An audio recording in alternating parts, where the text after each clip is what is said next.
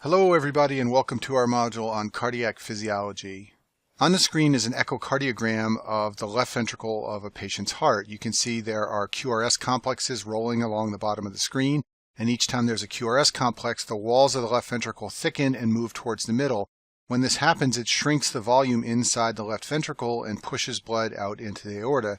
So in this module, we're going to talk about the changes in volume and the other physiological changes that occur as the heart goes through the cardiac cycle and moves blood out of the left ventricle. As we saw in the moving image on the last slide, the volume in the left ventricle is changing during the cardiac cycle. However, there are two important volumes when it comes to understanding cardiac physiology. The first one is the end diastolic volume, or the EDV. This is the volume at the end of diastole. That's how it gets its name. This is the point in the cardiac cycle where filling of the left ventricle has completed. This is the largest volume of blood the left ventricle will hold. This is also the point where contraction is about to begin. The other important volume is the end systolic volume, or the ESV. This is the volume at the end of systole. That's where it gets its name. This is the point in the cardiac cycle where emptying has been completed. This is the smallest volume that the left ventricle will hold. This is also the point in the cardiac cycle where relaxation is beginning. So now that we understand that, we can understand some other important terms as related to cardiac physiology. And the first one is the stroke volume. This is the difference between the end diastolic volume and the end systolic volume. It's the amount of blood pushed out of the left ventricle with each heartbeat. It's the difference between the largest volume the left ventricle holds and the smallest volume it holds. Another important term is the ejection fraction, sometimes called the EF. This is the stroke volume divided by the end diastolic volume. In other words, it is the percentage of blood pushed out of the left ventricle with each heartbeat, and a normal ejection fraction is about 55 to 60%. Our hearts don't normally eject 100% of the blood present in the left ventricle with each heartbeat. They only eject about 60% under normal circumstances. And then finally, the cardiac output is the stroke volume times the heart rate. This is the volume of blood pushed out with each heartbeat times the number of heartbeats per minute. When you multiply these two terms together, you get a number called the cardiac output, which has units of volume per time. For example, liters per minute is a common way to report the cardiac output. Another important term is the venous return. This is the amount of blood returned to the left ventricle via the venous system. It should be equal to the cardiac output. The amount of blood that is returned to the heart from the body should be equal to the amount that goes out. And then another important term is the total peripheral resistance. This is the resistance to blood flow out of the left ventricle that comes from peripheral structures, for example, the organs of the body and the arteries of the body. Importantly, vasoconstriction of peripheral arterioles leads to a rise in the total peripheral resistance. When those vessels constrict, it's harder to push blood through them and there's greater resistance to flow. And when the peripheral arterioles vasodilate, this leads to a fall in total peripheral resistance. There are some blood pressure terms that are important for understanding cardiac physiology. You may know that we all have a systolic and a diastolic blood pressure, and a normal systolic blood pressure is about 120 millimeters of mercury. A normal diastolic blood pressure is about 80 millimeters of mercury.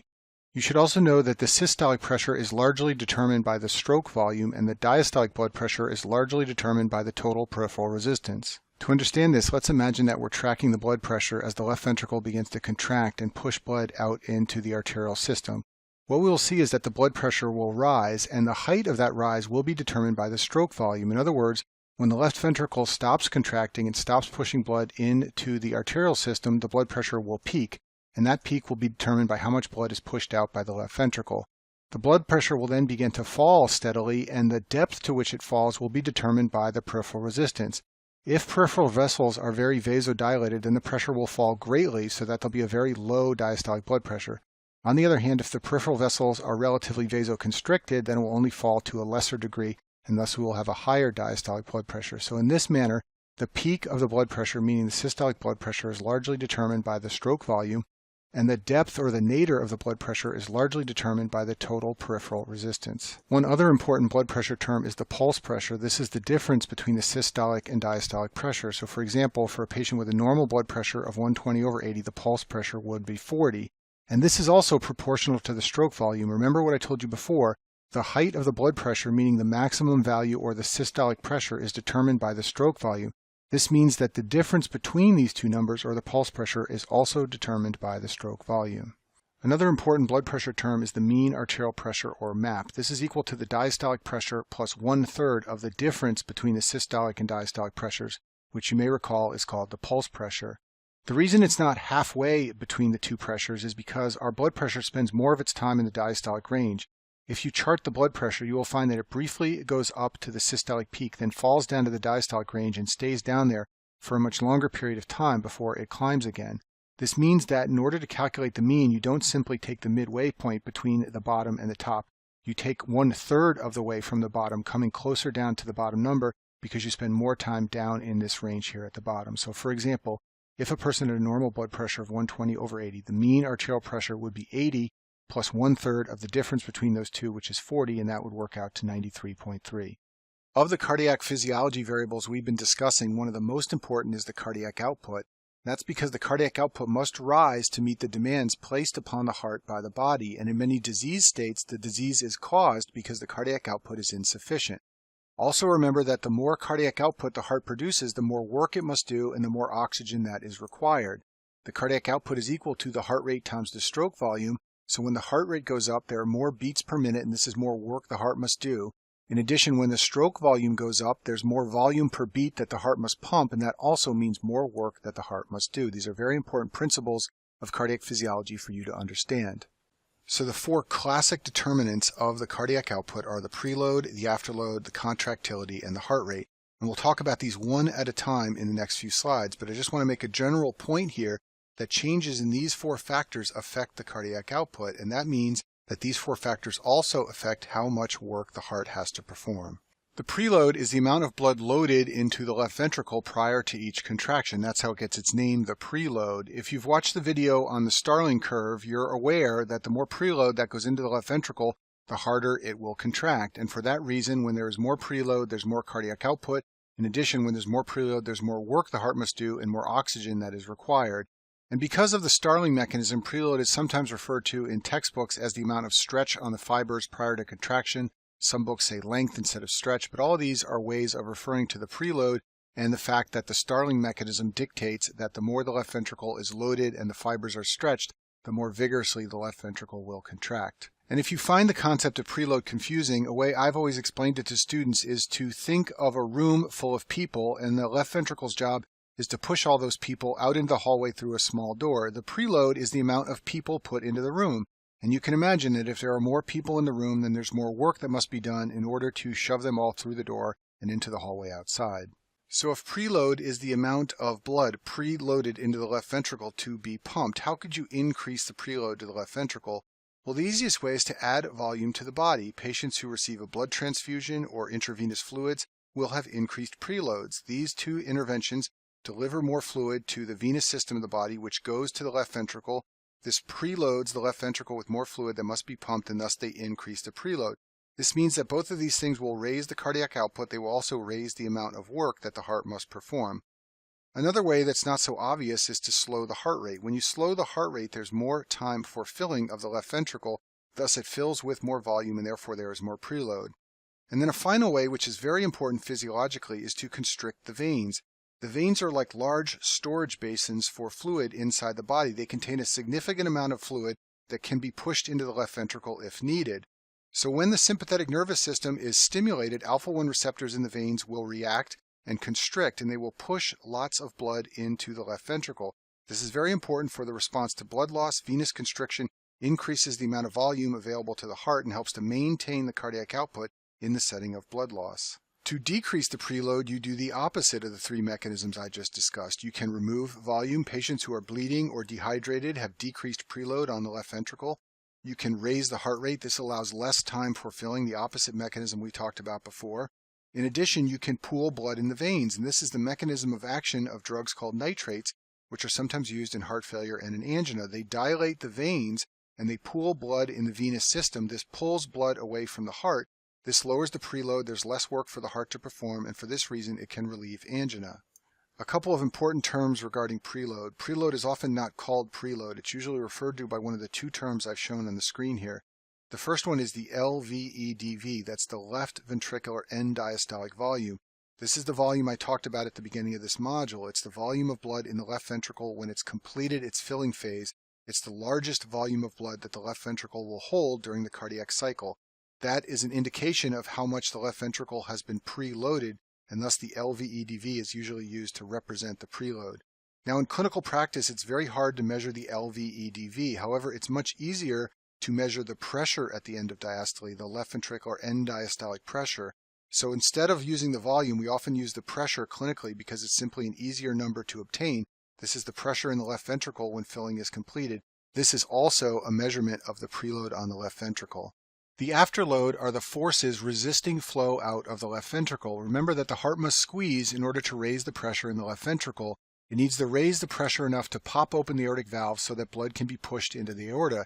This is harder to do if, for example, the blood pressure is high. Blood pressure is one of the determinants of afterload.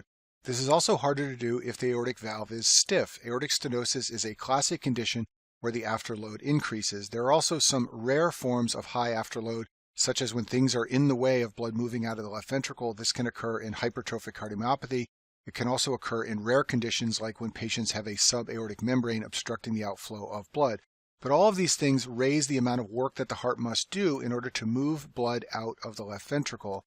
And just like with preload, an easy analogy to understand afterload is to think of a bunch of people in a room, and it's the left ventricle's job to push them through a doorway into the hallway outside. The afterload is high if there are already a lot of people in the hallway outside. It's obviously going to be harder to move those people out of the room and into the hallway.